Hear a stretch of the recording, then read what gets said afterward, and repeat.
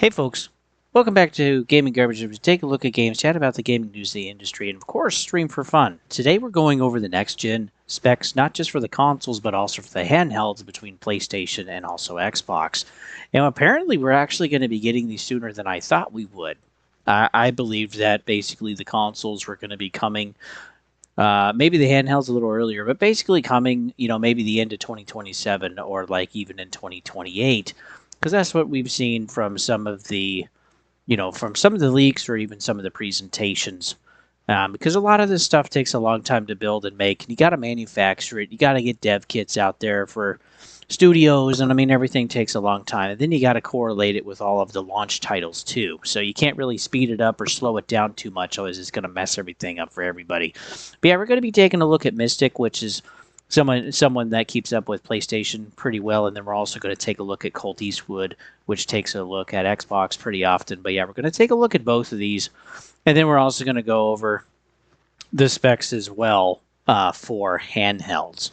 And yeah, the reason I want to do this is we're kind of halfway through. Well, we are halfway through 2025 now, and yeah, people are starting to kind of get curious, but a lot of this stuff, if it is coming out in like 27, for example, which seems to be the case, or a lot of kind of rumored or confirmed leakers talking about 2027, then yeah, a lot of this stuff has already been built. They're having to manufacture this and mass produce it, get it out there. They're going to have to push the dev kits out. So a lot of this should be, at least I would think, fairly close. Doesn't mean it's going to be perfect, but yeah, let's go ahead and dig into this first with the PlayStation.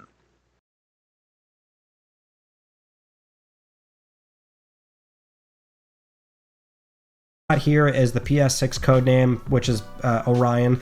This is an alleged 2023 AMD presentation given to Sony. That's what Moore's Law is presenting here, and based on a source that he's spoken to, Sony generally lands on a good portion of the initial proposal, with the obvious caveat that things can change. So this is a proposal that AMD gave in 2023. It doesn't mean it's final, but generally what we're hearing is that Sony settles on a good portion of that initial proposal, and they have to lock those things in fairly early for shipping a console years later. So this would be a chipset design, RDNA 5 or UDNA, whatever they end up calling that, based on a 3nm node.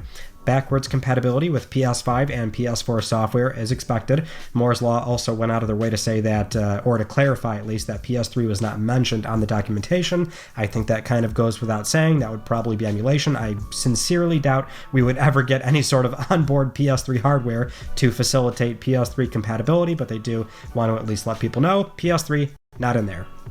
But there's a big emphasis on cost constraints and keeping power consumption down. So there's a TDP expected of 160 watts, whereas the fat PS5 from 2020, that would average like 200 something watts during gameplay. PS5 Pro averages 215 watts.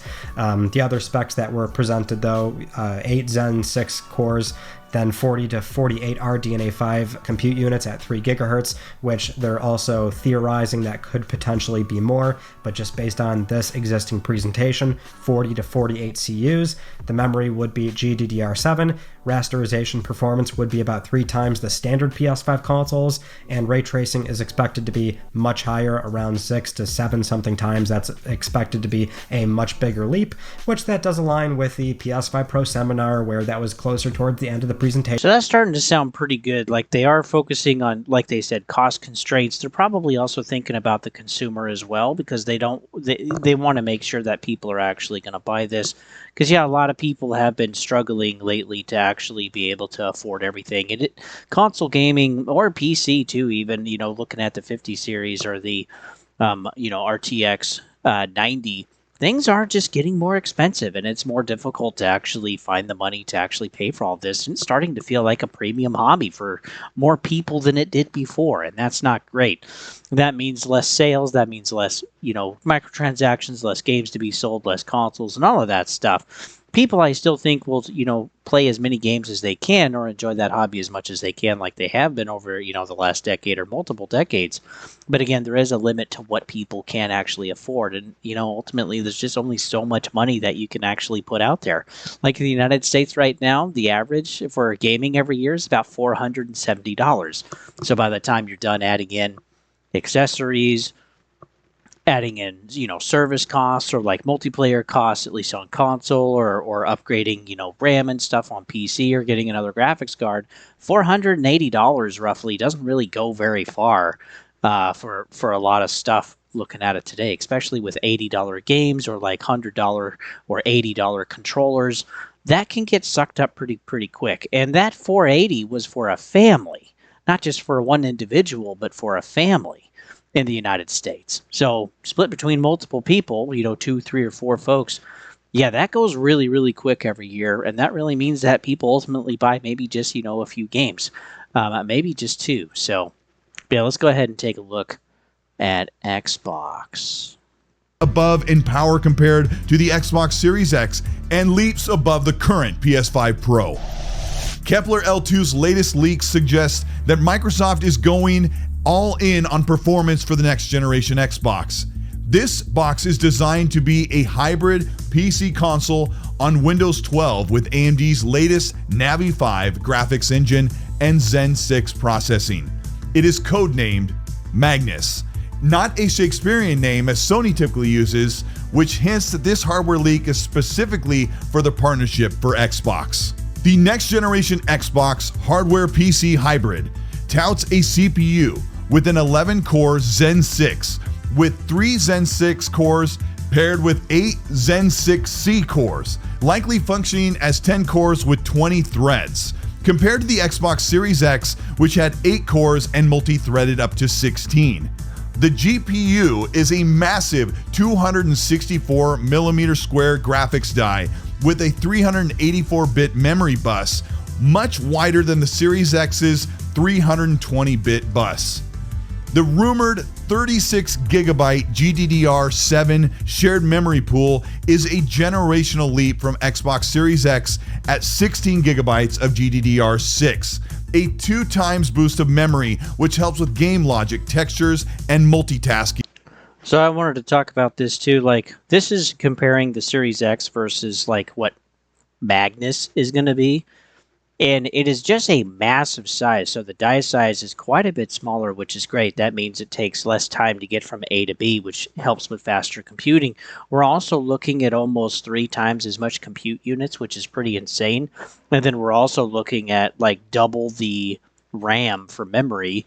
And then we're also looking at, from 8 to 11 cores and then 20 threads.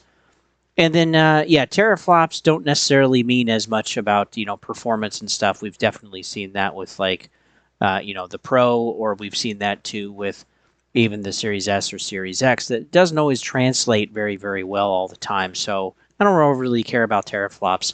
But looking at what this is going to be, and then, this is RDNA 2, and this is going to be like RDNA 5 or UDNA, whatever they decide to call it.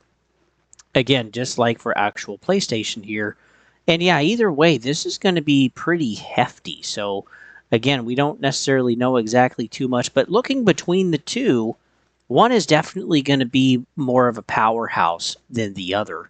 And but one is definitely going to be more expensive, too, than the other. And ultimately, regardless of where you're at or what you think about any of this stuff, and any of this too could change, of course, at any time, because some of this information is even back from 2023 or 2024.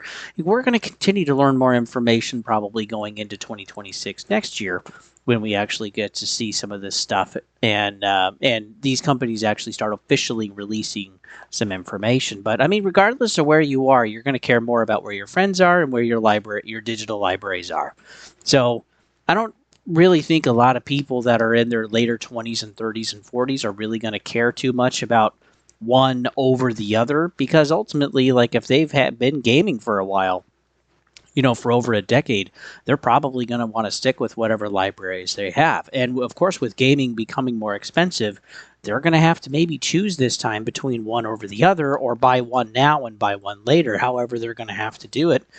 And making the entire switch, I think, is going to be pretty difficult. Now, the younger generations, they're going to take a look at some of this stuff. And they're probably going to decide, well, I want more power, or I don't have as much money, so I'm going to go the more affordable route.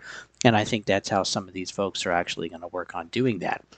Though I do want to continue with this. And we'll do far more, which will be revealed in just a moment.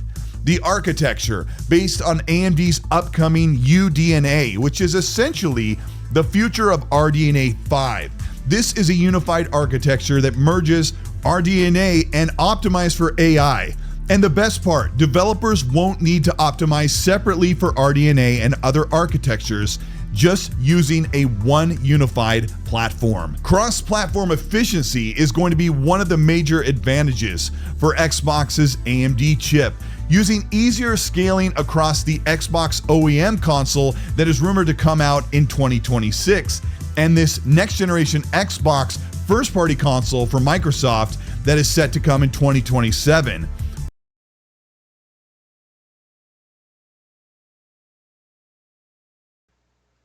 So I wish to be clear on this. The OEM that they're talking about is that there's going to be third-party manufacturers of Xboxes, not just handhelds, but also consoles too, that they're going to be making these kind of types of Xboxes, which are probably going to be on a cheaper end or on a better end, but like the Magnus chip will be able to be used for those.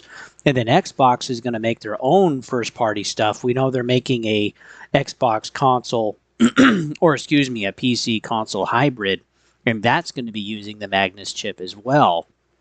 And then we're also looking at a future handheld, probably by Xbox at some point, which was called Project Keenan, and that's been put on pause. They never officially announced it in the first place, but the fact that they said that it's going to be put on pause shows that it does exist, but that it's not actually canceled. They're focusing on something else first. But this chip is going to be able to be used and utilized between different forms and different consoles and other pieces of hardware. And all you're going to have to do is just, clock up or clock down the speed to adjust for whatever you need for the chip to do, which that's going to vastly improve manufacturing, and that's also going to help with DEI repair. That's going to help with a lot of things. And that's actually kind of cool. We've never really seen that before. There's always a completely new chip that's made, but instead you can just focus on one chip, and it's like, well, regardless of what's selling more or what's selling less, it's not going to matter because it's all using the same chip. So I think Project Madness is a great idea. Maybe it can't cater specifically to really high-end performance or be optimized for something else, but in this type of landscape where people are wanting more options, whether it's really high-end or something that's more affordable or portable or whatever, having a chip that can kind of do all of that, I think, is going to be important. And it's also going to be more cost-effective, too, down the line. Cloud, which is an upcoming next-generation leap set to be far more powerful than the current NVIDIA GeForce Now. AI acceleration will expect dedicated hardware for machine learning, upscaling, and real-time enhancement, something that the current RDNA lacked. The performance gains are said to be a projected 20% boost in rasterization and a 2-time improvement in ray tracing over RDNA 4.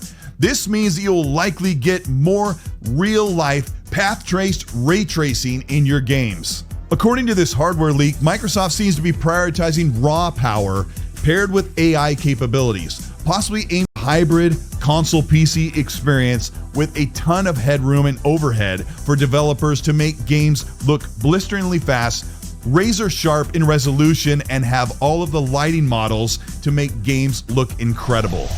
The chip scale and memory bandwidth suggests that ambitions beyond a traditional console. This chipset from AMD can be powered and scaled down for lower wattage and frequency for handhelds. This means that Xbox can co-develop AMD's next-generation chip that can be utilized across all Xbox-supported devices. The AMD Magnus SoC will provide custom form factors like the upcoming OEM console rumored for 2026, a set-top PC-like hybrid console box from third-party manufacturers like Asus or Razer.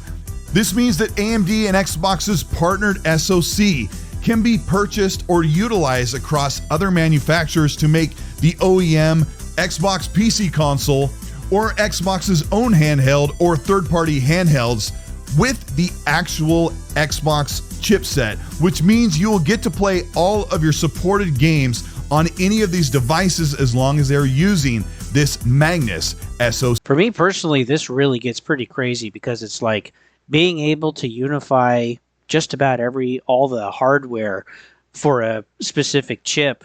Instead of multiple chipsets or kind of different variations, you can just have it all across one thing. We also have a unified operating system that is going to be next gen for everybody. We also have a new Xbox PC app, again, which is probably going to be utilized on the next gen consoles, which are going to be utilized on any first and third party handhelds. And this is also going to be, of course, going to any type of PC on Windows that's basically out there. So you're going to have a unified chip, you're going to have a unified app, and then you'll be able to access all of your services and perks and games regardless of where you are. Maybe you can have a physical copy, maybe it'll have to be digital, maybe it'll have to be streamed to you. So the medium in which you access those games is going to maybe change and shift depending on device or where you're at or what you're actually paying for services. But ultimately, you're going to have access to pretty much everything. And I think that's going to be a pretty big winning thing, especially with Xbox's Play Anywhere. You can buy the game once, and now you can utilize it on basically any type of platform or device, regardless of where you are or where you're at. And that's pretty incredible. Taking a look at the handhelds, well, let me make one more final note. The consoles themselves, again, Xbox looks like it's really going to focus on creating a type of powerhouse, but again, that is also going to be pretty expensive. And PlayStation looks like they're working on something that's actually more affordable, and I think the reason they're doing that is because, again, they're planning on a PlayStation 6 Pro a few years later down the road, and I don't think the next gen Xbox is going to have a Pro version. I think it's just going to have multiple versions according to performance and price range, depending on what fits and suits you best, just like they did with this generation. So I don't think a Pro is coming for the next gen Xbox. I think they're going to do exactly what they did with the current gen, and then I think PlayStation will do the same thing with what they've done with PlayStation 5. So I think we're going to have a cheaper, more affordable PlayStation 6 option, and then we're going to work on having a Pro version. Again, that's going to be better. And I'm sure, too, both of these consoles between PlayStation and Xbox are also going to basically be pulling from the same type of upscaler version, which is FSR4 or Project Amethyst. We know that PlayStation worked with AMD to create Project Amethyst. This means, too, as they said, that PSSR is not going to have necessarily a 2.0 version, but that the Project Amethyst, which helped make FSR4, is going to be a drop-in upscaler for the next gen console for PlayStation 6. And we also know that Xbox already has been utilizing FSR3 for some of their games, and so we can assume too that FSR4 is also going to be coming to the next gen Xbox, maybe at a later date, maybe kind of like staggered later released versions of FSR4 compared to PlayStation, because I can see PlayStation having some type of timed exclusivity deal with AMD on that, and ensuring that they kind of have that benefit, or that they can at least kind of parallel with the powerhouse that the next gen Xbox is going to be. But I think it's going to be very interesting what it's going to look like. And again, the affordability ranges, I think, are going to be there for everybody. If people want to wait for the powerhouse of the PS6 Pro, that's going to be there. If people want to buy in at launch, they can do that. And then with Xbox, if you want OEMs in 2026 that are going to be made by third parties, you can go buy one. And if you want the super powerhouse, or think of it as like the Xbox Pro version of next gen, well, then you can buy that directly from Xbox as a first party device. So yeah, I think the accessibility that we're going to have, the choices that we're going to have for gaming are going to be massive. We already know that PlayStation is starting to port over some games over to Xbox. We know that Xbox is already porting games everywhere else. And I'm actually very happy about that. And I think, too, PlayStation will continue to port over games, even the single-player experiences like God of War, Ghost of Tsushima, or something like that, or maybe even Spider-Man 2 at some point. Because, again, they know that they can make at least some money over on Xbox with, tens of millions of consoles, and ports are very cheap. Okay, max, they take a few $1 million, maybe $5 million to actually make a port. It's really not that difficult and not that time consuming, and it's usually some pretty easy money in the bank. And just to cover a few $1 million, you don't have to sell a ton of copies to actually be pretty profitable. So, yeah, if you want to watch both of these, I'm going to link both of these down in the description, and you can take time to actually watch the full videos yourselves. But let's take a look at the Portal devices. Ps6 handheld. This is codenamed Canis, and this would be a monolithic chip on a 3nm die. Moore's Law claims they were able to verify this from modern documents, and this would also have compatibility with PS5 and PS4 software. But also the handheld itself will sport a micro SD slot, M.2 slot, have haptics, dual microphones, and a touchscreen, and a USB-C port which would have a video out feature, which I think nowadays would be quite crucial. This device would also have a 15-watt TDP, so still pretty modest compared to the other very big, bulky 30-watt handhelds. This thing would be definitely a bit more modest. 12 to 20 RDNA5 compute units, about 1.6 to 2 gigahertz, and memory is LPDDR5X 7500 or faster. And expected performance would be 0.5 that of a standard PS5 console, about half of a standard PlayStation 5 console, even though ray tracing is expected to be higher than the standard console. And this is also expected to launch fall 2027 or early 2028, potentially very close to PlayStation 6. So it looks like this is going to be a pretty big powerhouse. Again, we don't know exactly how many gigs of RAM it's going to have. We know kind of roughly what the bus is going to be, what the compute units are going to be in gigahertz and some of that stuff. And but yeah, this is going to be a pretty powerful handheld, roughly half of the performance of like a PlayStation 5. When we take a look at the Xbox handheld, now this is just the Xbox Ally and Xbox Ally X. There's going to be the Ally is going to be the white version, and the Ally X is going to be the black version, and the black version is a lot more powerful. But there are two charts here, and I'll remember to link this down below as well if you're interested. But both of these are going to operate off of Windows 11, so you're going to have the capability to have the Xbox app, right? The PC Xbox app. You're also going to have the other storefronts as well. And this is all going to be kind of communal with all of the storefronts that you're going to have. So if you have Steam, this also means that any PlayStation games that are actually there on Steam already, you can actually play those. And no, PlayStation is not going to be able to block those off of Steam and figure out which device is basically running Steam. They're not really going to want to be able to figure that out. If they're already putting Helldivers over on Xbox console, why would they want to start, blocking stuff off of Steam?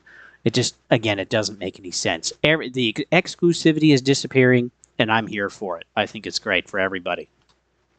Taking a look at this, again, this is going to be the white one. This is going to be the black one.